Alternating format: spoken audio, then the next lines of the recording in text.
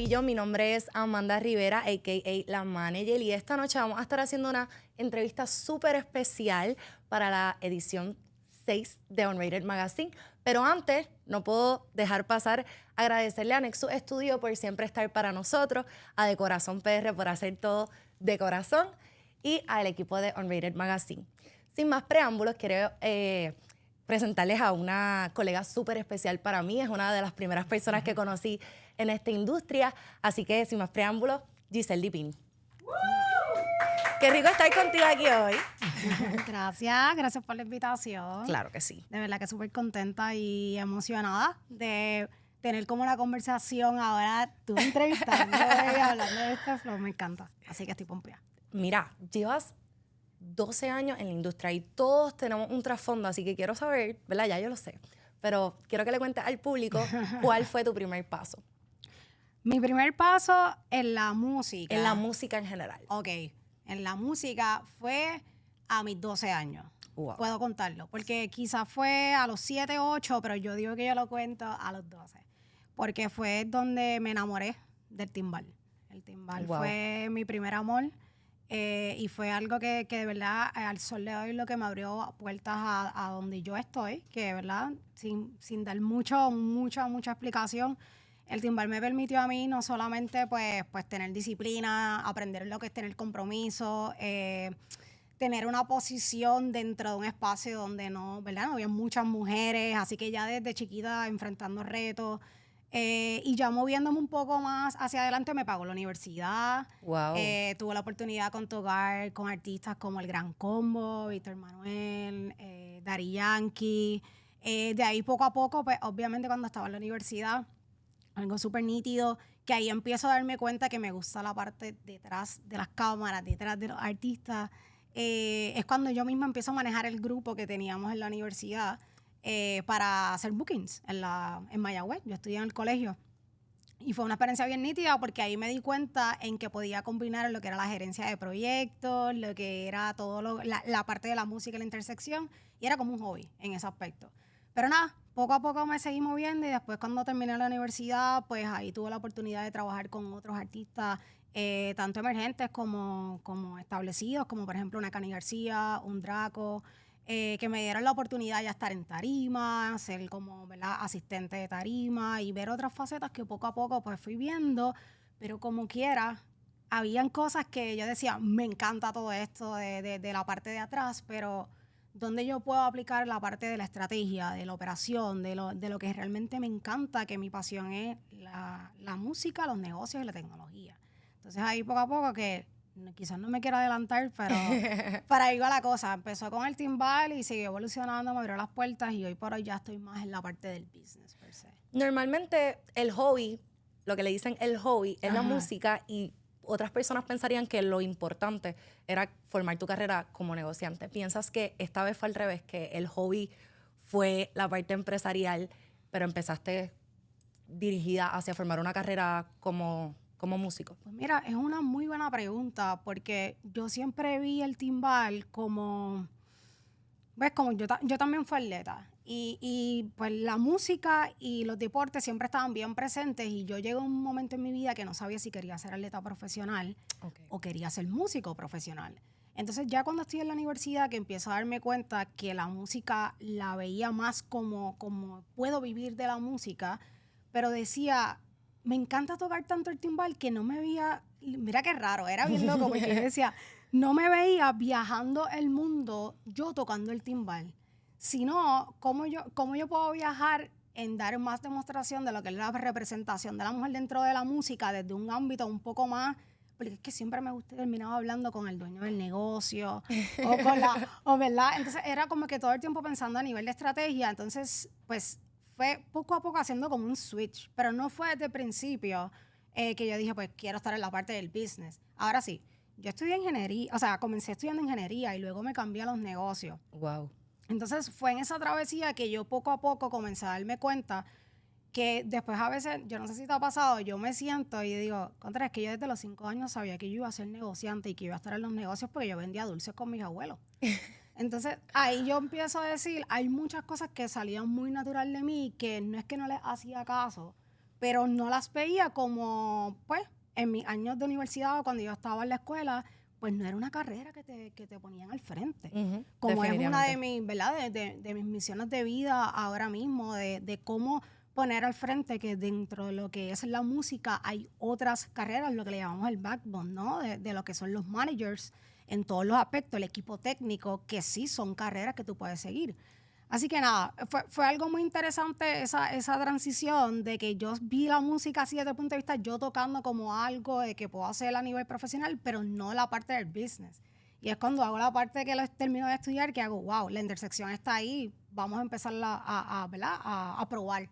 Y qué mejor que poder ejercer tu pasión dentro de los negocios, porque pienso 100%. Que la pasión es súper importante cuando se trata de los negocios de la música. Creo que hace la diferencia cuando estás hablando con un empresario que tiene pasión por lo que hace, a diferencia de una persona que solamente está pensando en los negocios. Siempre. Así que me parece súper cool.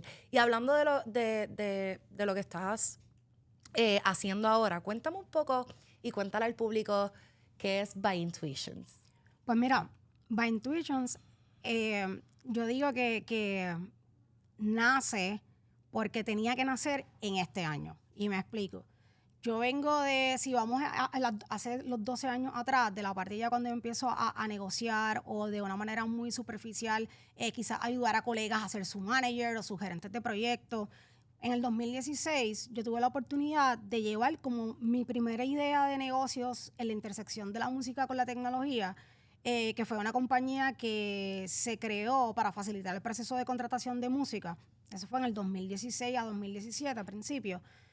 Ahí yo dije, wow, definitivamente mi rol dentro de este mundo está en esa intersección. Pero ¿qué pasa? Como pues pasó la pandemia y moviéndonos un poco hacia adelante, pasaron muchas cosas que de repente pues me encontré en un destiempo que necesito cogerme un break. O sea que a veces uno dice, déjame cogerme un break de la industria para ver cómo puedo regresar de una manera pues diferente. Y verlo desde otro panorama, of course. Otro ojo, otras conversaciones, etcétera, etcétera. Pero nada, me fui a trabajar siempre en la industria creativa como consultora, haciendo otras cosas. Pero el año pasado, a finales del año pasado, estoy en esta transición de que de manera muy orgánica comienzan otra vez las conversaciones a hacerme acercamientos como que, mira, tú estás manejando, mira, tú me pudieras ayudar en la parte de la operación, tú me pudieras ayudar en la parte estratégica. Y yo, por más que yo me quiera alejar, como que eso siempre está ahí. Y tú muy bien sabes que desde que nosotros nos conocimos, como por ejemplo cuando pasó que traemos el capítulo de Woman in Music a Puerto Rico, eso fue algo que, ¿verdad? Yo llevaba años insistiendo sobre esto. Fue bien interesante para mí cómo de repente con By Intuitions yo digo, ok, si yo voy a volver a abrir una compañía de música, tiene que ser en un espacio donde ahora mismo no sea atendido. O si se está atendiendo es de una manera muy rezagada o no está habiendo mucha representación. Efectivamente, cuando yo hago mi análisis, me doy cuenta que específicamente el mercado de los artistas latinos están teniendo una poca accesibilidad a lo que es la parte de la innovación y la tecnología y cómo tú usas eso como punta de lanza para mejorar tus procesos. Okay. Y cuando digo procesos, tus procesos operativos, tu manera empresarial de cómo tú ves las cosas, desde un ámbito muy intencionado, desde un ámbito de tú respetando tu esencia como artista, pero tú teniendo un equipo de trabajo que te ayude a avanzar a las próximas fases. Que hablando de eso, ¿verdad? De un poco de lo que son las próximas fases, en todos estos años de experiencia trabajando con artistas súper grandes de renombre, como artistas independientes que están en sus primeras fases de Giselle, mira, escucha esta canción, a ver qué tú piensas. Poco a poco yo me fui dando cuenta que existen 6 fases en la carrera de un artista que se repiten, que es un ciclo. Yo le estoy llamando el ciclo del éxito sostenido. Escuchen, Corillo, escuchen. El ciclo del éxito sostenido, y es porque lo he podido validar con diferentes artistas. Y desde artistas emergentes, que es lo que normalmente estamos acostumbrados a llamar. ¿Y qué significa un artista emergente? Esa es la pregunta que a veces nos tenemos que hacer. Porque entonces yo digo, ¿cómo yo pudiera explicar en arroz y habichuela lo que significa un artista emergente versus un artista establecido? Entonces yo digo, mira, la realidad del asunto es que un artista emergente puede ser un artista que hizo un hit. Este es su primer año, pero está súper establecido a nivel de mercado. Ajá, es confuso, ¿verdad que sí? Entonces ahí yo digo, ¿qué tal si lo vemos como cuando vamos a la escuela? Cuando tú vas a la escuela, y por lo menos en Puerto Rico, que nosotros estamos bajo el sistema, ¿verdad? de Estados Unidos, elemental, intermedia y high school. Tú tienes que pasar a elemental para ir a intermedia. Correcto. De intermedia para high school y de high school a college. Es exactamente lo mismo con estas 6 fases. Y estas 6 fases las podemos dividir de esa forma. Elemental sería exploración, validación. En la fase de exploración, que es la 1, es cuando tú estás empezando como que ver cuáles son esos sonidos nuevos. Yo le digo a la gente, tú tienes que darle la música a todo el mundo para ir para abajo y empezar a explorar. Si quieres irte para este lado de la música, a nivel de balada, pues si quieres hacer unas mezclas con pop, con rock, lo que sea, hazlo. Porque luego cuando pases a la fase 2, que es la de validación, vas a poder en efecto ver con el feedback que te están dando si eso es el camino que tienes que seguir. Correcto. Claro, y ojo, y heads up. Siempre tú siguiendo, porque está la persona que tengo que seguir mi corazón a nivel pasional y musical, pero no estamos hablando de eso, estamos hablando de cómo tú traes eso a una intención, respetando tu esencia, ¿verdad? Y tu creatividad. Como a nivel fase 3, que ya estamos en la intermedia, ya ahí estamos pasando en una fase de refinamiento. Ya aquí tú estás haciendo tus shows, ya aquí la gente te está escuchando, tú estás creando tu primera fan base. La gente te está comentando, la gente está queriendo saber qué tú vas a hacer, qué es lo próximo, la gente se sabe tus canciones, ya estás llenando, ¿verdad? Pues lugares que tú dices, yo digo, se queda corto este espacio, cuando tú llegas al lugar, ya ahí tú estás empezando a refinar lo que es tu música. Ya en una fase 4 estamos hablando que es la de potenciamiento. Ya en esta fase de potenciamiento, tú deberías de estar hablando ya con una persona que te ayude a manejar tu carrera. ¿Por qué? Y esto podemos seguir hablando en la conversación un poco más. Hay unos destiempos que yo me he dado cuenta que las personas a veces piensan que están en una fase de potenciamiento, pero realmente todavía están refinando su oferta. Como todo, un producto. Si el producto no está listo para la venta, no te lo van a comprar. Definitivamente. Esa es la mentalidad que siempre tenemos que verlo. Ya entonces ahí vamos por la fase de ¿qué? De potenciamiento. En la 5ª sería la de maximización. Significa todo lo que ya tú sabes, todo lo que funciona, todo lo que ya tú validaste, refinaste, potenciaste. Y cuando estamos hablando de potenciar es que ya tú estás repitiendo esa compra, te están repitiendo, te están llamando para shows. Ya que entonces tú pasas a la fase de maximización, estás integrando nuevas verticales de ingresos. Es donde tú estás pensando ya en otros territorios. Es cuando ya tú estás diversificando tu ingreso, cuando ya de manera muy intencionada y estratégica estás viendo cada uno de tus pasos, que ahí es que yo siempre digo que en Puerto Rico, de la fase de refinamiento a la fase de maximización es donde hay más estancamiento. Por muchas razones que podemos seguir dialogándolas luego, ¿verdad? Y es por la visión estratégica que no existe de pasar a esa fase a llegar a la de maximizarte.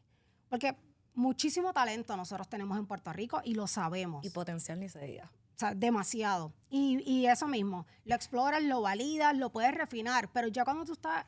Cada una de esas fases no es más importante que la otra porque cada una de esas fases tiene su propio desafío y tiene su propia, ¿verdad?, estrategia de cómo tú moverte hacia adelante.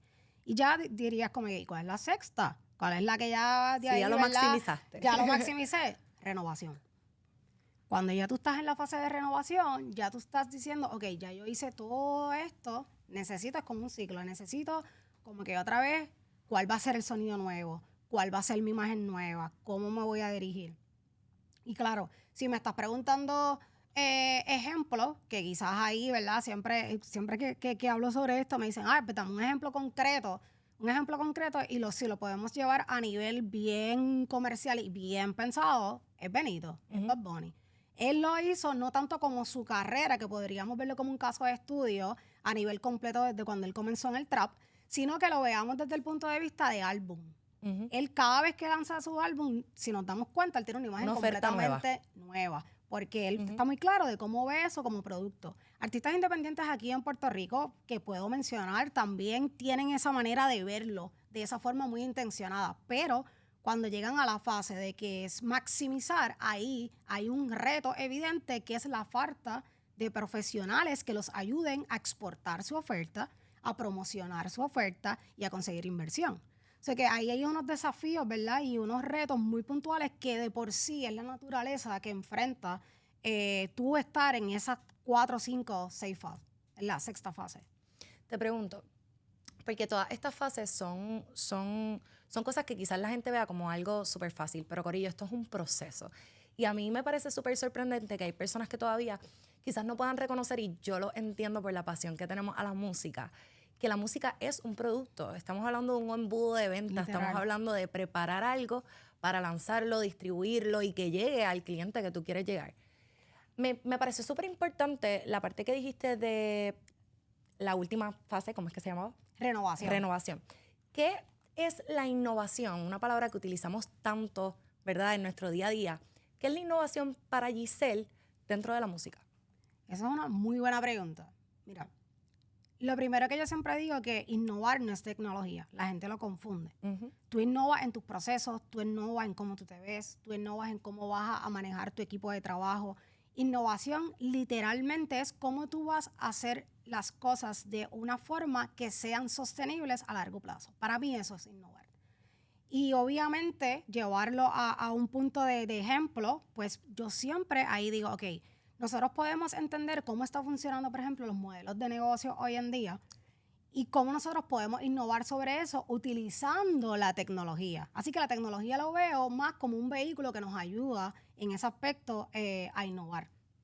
Sobre todo en la parte de cómo tú como artista, sabiendo ya quién tú eres, en qué fase estás, cómo la innovación basada en qué fase tú te encuentras te ayuda ahí a avanzar. Y eso es precisamente lo que estamos trabajando a nivel operativo con los artistas en By Intuitions. Es entender primero en qué fase tú te encuentras. Sabiendo en qué fase tú te encuentras, podemos entonces ahí entrar, ayudarte con unas cosas muy puntuales. Ok. De ahí viene la palabra, porque hablaste de puntualidad, de ahí viene la palabra, o sea, el nombre Intuitions. Es como, ¿cómo describes el nombre de tu compañía? Porque, ok, es intuición. ¿Cómo llegaste a ese nombre? Me encanta. Mira, yo soy una persona que cuando fielmente creo en los procesos, pero hay muchas veces que uno quiere las cosas que pasan de una forma porque ya las vienes planificando o vienen pensadas de una forma muy intencionada que tienen que pasar así. Suena como, ¿sabes? Como que estás diciendo lo mismo de diferentes formas, pero es la realidad. Pero al final, cuando tenga que tomar una decisión, me dejo llevar por la intuición. Venía un poco cuando estaba eligiendo el nombre y es esa corazonada de que yo leo mucha data, creo insight sobre eso para por consecuencia hacer estrategias que se eligen esas tácticas que pasan unas cosas que a veces tenemos que tomar unas decisiones de último momento o decisiones que pueden cambiar la vida de un artista. Pues ahí es como que, ok, ¿qué me dice mi intuición? Yo escucho ese fueguito que está dentro de mí que me ayuda hacia eso. Y la realidad del asunto es que el arte, la música, va mucho por eso, va mucho por ese lado. Así que fue un poco como que no irónico, sino como la compañía es una compañía que te ayuda a estructurarte, que te ayuda a esa parte operativa que los artistas de por sí no les gusta trabajar o no les gusta tener, pero es justamente necesario lo que tú necesitas para intencionarte, porque el éxito es una combinación de varias cosas, no es una fórmula, ¿verdad?, única que tiene que ir de la mano sobre eso, pero a la misma vez pues es como decir y llevar el mensaje de respetar ese arte, que tú estás haciendo la música que tú sientes, tú estás haciendo la música que genuinamente tú quieres llegar a largo plazo, porque a la hora de la verdad, las carreras hoy por hoy de muchos artistas que son sostenibles es porque fueron respetando su esencia, pero muy intencionadas, muy pensadas, muy estratégicas. Y quizás no se ve así en la manera en que están allá afuera, pero detrás tienes un equipo de trabajo que está pensando sobre eso todo el tiempo, que por ejemplo, al punto de que a veces sí surge muy, muy natural cuando tú haces un collab o un feature con un artista, pero la realidad del asunto es que se pudo haber grabado este mes, pero no es hasta 6 meses, 7, 8, 10 meses que se lanza, porque muy estratégicamente, basado en el plan de trabajo que se tiene, no hace sentido lanzarla rápidamente, aunque orgánicamente surgió la oportunidad de hacerlo ahora. So que son cosas que a nivel backstage, como yo digo, son conversaciones que quizás no se hablan ampliamente, pero los que estamos detrás de eso, sobre todo en la parte de estrategia, pues sí las vemos constantemente. Brutal. En verdad, me parece súper brutal todo lo que me estás diciendo, porque genuinamente, estando rodeada de artistas emergentes, definitivamente hay una necesidad. Hay una necesidad de disciplina, hay una necesidad de estructura. Y creo que hasta yo siento que ella me está dando una clase y de verdad que está súper brutal. Cuéntame, ¿cuál crees tú que es el desafío para los nuevos artistas que buscan establecerse en tu industria? Pues mira, yo me he dado cuenta que el desafío mayor que los artistas están enfrentando es no tener una mentalidad empresarial, que precisamente estamos hablando sobre eso. Es simplemente no entender que esto es un negocio, que tú tienes que tener una visión estratégica, que tú tienes que estar pendiente de lo que está pasando para poder innovar y no quedarte atrás, que tú tienes que saber un poco de todo, pero no tienes que ser experto en la materia, porque tú, donde se supone que tú seas experto como artista nuevo, es en tu música, que ese Correcto. es el producto que tú vas a mover. Entonces, algo, si fuera a hablar de algo muy puntual, hay un problema de desconocimiento y no sé si es porque recursos hay, están surgiendo poco a poco, pero de buscar y entender la parte del publishing, la parte de todo lo que tenga que ver con legal, la parte de la finanza. La operación financiera es algo que yo me he dado cuenta cuando me comienzo a hablar con artistas que están en esas primeras dos fases, que quizás, volvemos, no son fases que tú tienes que estar dándole mucho pensamiento a eso, porque si tú no tienes un buen producto o tú no tienes una oferta musical que tú vayas a promover y que la vayas a mover hacia allá afuera, pues esos temas ahora mismo no competen. Ya son una fase como 3 que tú deberías de estar hablando sobre eso. Pero ahora mismo a nivel de desafío en overall con las diferentes comunidades y no solamente aquí en Puerto Rico, en Argentina que he tenido que recientemente de estar por allá, en New York, en diferentes partes, está viendo el mismo problema. Y un desafío es cómo monetizar su música. Tú le preguntas y solamente piensan que son los streams. No, hay otras formas de monetizar. ¿Cuántas fuentes de ingresos Hay demasiadas fuentes de ingresos que tú puedes pensarlas desde el comienzo de tu carrera y aplicarlas en el momento que sean necesarios, pero ya tú te estás anticipando. Ahí volvemos al tema a través de la planificación, que volvemos. Esas primeras 2 fases, 3 fases, hay mucha autogestión, por eso es importante uno educarse, por eso es importante uno, si no lo sabe preguntar, conseguir un mentor, una mentora, que yo soy súper fan de eso, se lo digo a todo el mundo. La red, vaya cuanto evento usted vea, usted vaya para allá. Estuvimos hablando de eso con Alexiomar y hablamos un poco también de cómo hacer ese acercamiento, porque genuinamente yo personalmente, o sea, para mí no es posible estar aquí si no hubiese sido por un mentor y tener esa persona con quien, ¿verdad?, poder preguntarle cualquier cosa, por más estúpida que uno piense que es, el no quedarse con esa duda, porque lo que nos hace también emprendedores es ser curiosos, es buscar Correcto. solucionar problemas, así que usted pregunte todo lo que tenga que preguntar y cuando sea necesario. Y para mí es súper importante tener un mentor. Así que gracias por mencionar eso. ¿Cómo piensas que ha evolucionado el modelo de negocio de las discográficas en estos últimos años? Lentísimo. Yo diría que lentísimo. Y esto es algo que constantemente, y cuando te digo constantemente, ahora que estoy de vuelta otra vez, semanalmente, yo estoy involucrada en diferentes comunidades a propósitos y foros para eso mismo, para hablar como que qué es lo próximo, cuál es el futuro, qué Claro. vamos a hacer, cuáles son los modelos que nos van a sostener, cómo podemos utilizar la inteligencia artificial, el blockchain, cómo podemos utilizar estas otras herramientas para que puedan ser sostenibles y transparentes y justas, equitativas. Obviamente es un tema real, es como todo, la parte corporativa y el emprendedor se mueve mucho más ágil, mucho más rápido versus una compañía que tiene 100, 200 empleados, que es mucho más burocrático. A paso lento, pero lo están haciendo. Pero yo creo que hoy por hoy algo que va a funcionar van a ser las alianzas estratégicas, que es lo que están haciendo ya los labels y los sellos grandes. Y estas alianzas estratégicas no solamente las están haciendo desde un punto de vista, necesito que me ayude a utilizar la inteligencia artificial para leer la data de mis artistas y que me pueda generar insights y esos insights me ayuden a autogenerar estrategias específicas. El futuro está en la personalización. Y yo creo que algo que va a ser súper fundamental va a ser la personalización y todo lo que tenga que ver con estrategias de experiencia centradas en los fans. Y los labels se están dando cuenta de eso, y algo que yo he estado hablando con muchos colegas empresarios que están haciendo sus propias ideas y sus propios productos, utilizando, y volvemos al tema que me fascina y me apasiona, es cómo coger la música, los negocios y la tecnología en esa intersección para ayudar a avanzar a los artistas. Los labels lo que están haciendo es que están comprando pequeñas compañías para poder avanzar y moverse a esa magnitud. Porque por el lado de las compañías pequeñas o los emprendedores o los mismos músicos, que por ejemplo mencionaste ahorita a Alexiomar, que son personas que estamos en el music tech, avanzamos muy rápido, somos muy ágiles, pero hay unos enfrentamientos de financiamiento, hay unos problemas, ¿verdad? Porque el tiempo es dinero y tú tienes una idea, pero la tienes que desarrollar, tienes que tener un equipo de trabajo. Así que en un mundo ideal tiene que ser una fórmula integral, como yo digo, y es lo que va a poder de manera más abierta poder avanzar. Pero volvemos, el 80-20. Es el 20% de los artistas que están allá afuera son los que realmente atienden los labels, que son los que pues generan millones de dólares, pero el 80% es el resto de la industria. ¿Y cómo podemos seguir, verdad? Ese 80% que seguimos siendo más, a hacer soluciones que nos puedan ayudar a todos a seguir, ¿verdad? En comunidad y sobre todo mi enfoque, sostenibilidad.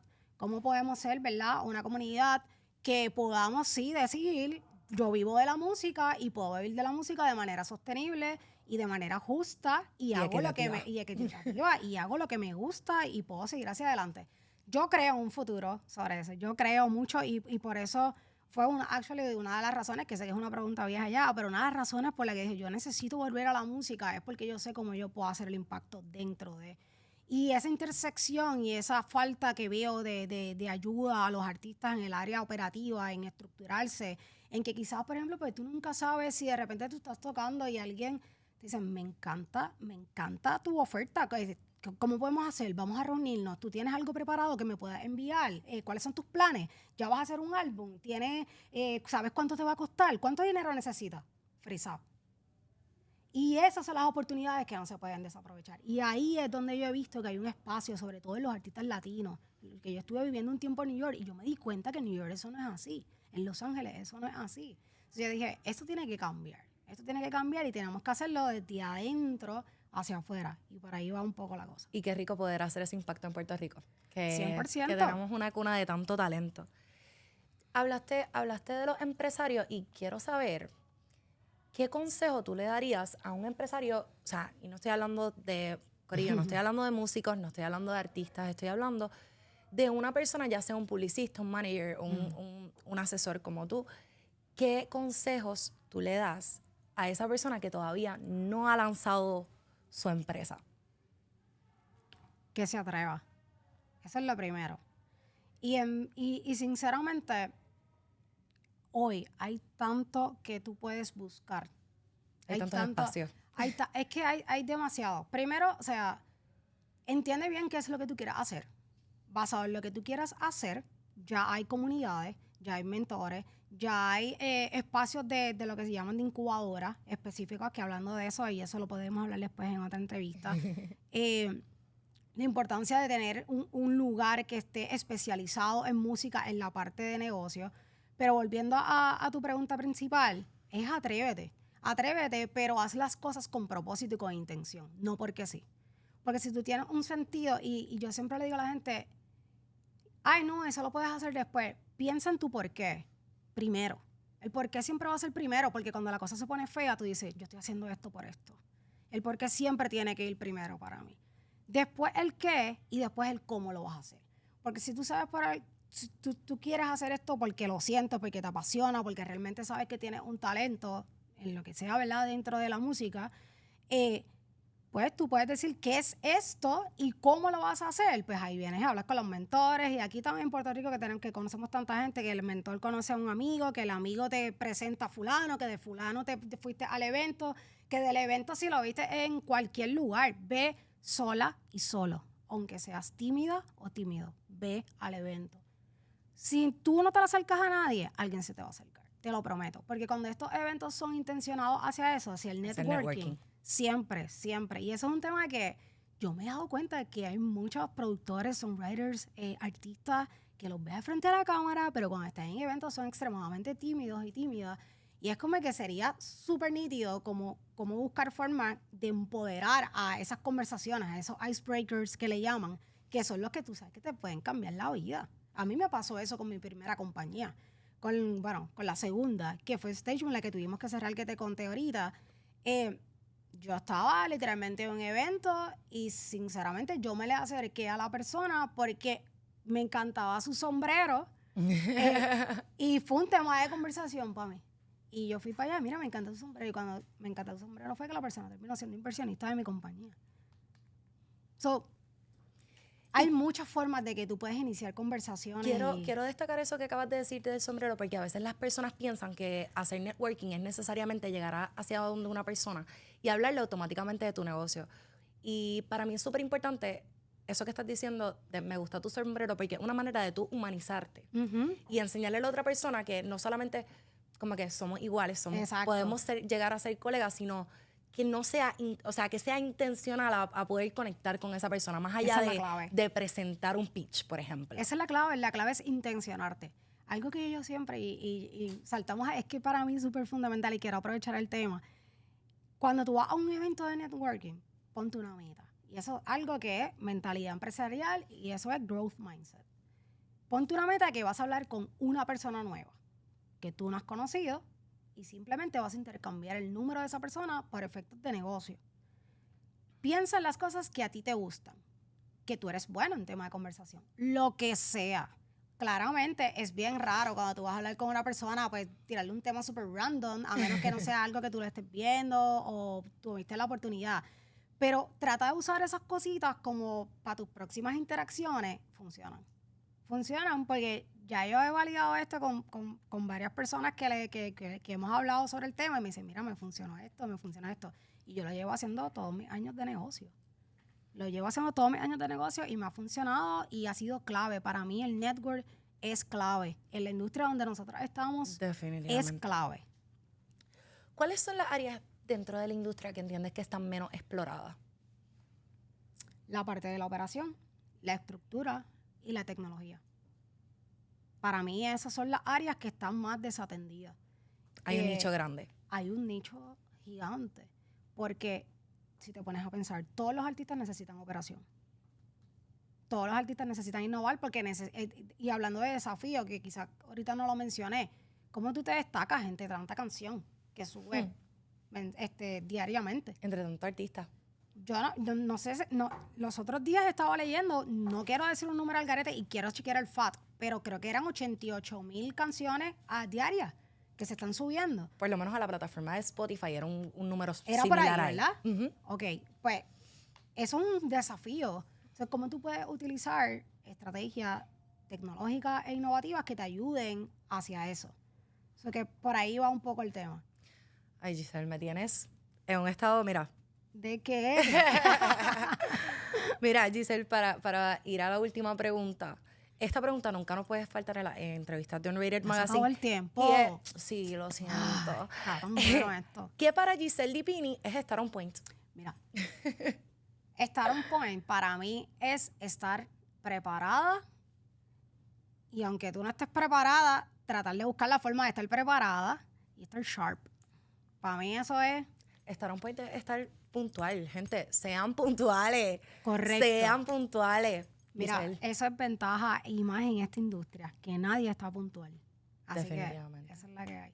Gracias por la invitación. Corillo, estoy contenta de verte. Gracias por estar aquí. Seguimos hablando. Genuinamente, para mí es un placer y es un honor estar contigo aquí sentada. Y gracias por siempre decirme que sí a todo lo que te pregunto, a todo lo que te digo. Corillo, esto es todo por hoy. Ella es Giselle Dipini, discúlpenme. Y quiero invitarlos a que lean esta 6ª edición de Unrated Magazine. Mi nombre es Amanda Rivera, la manager, y hasta la próxima.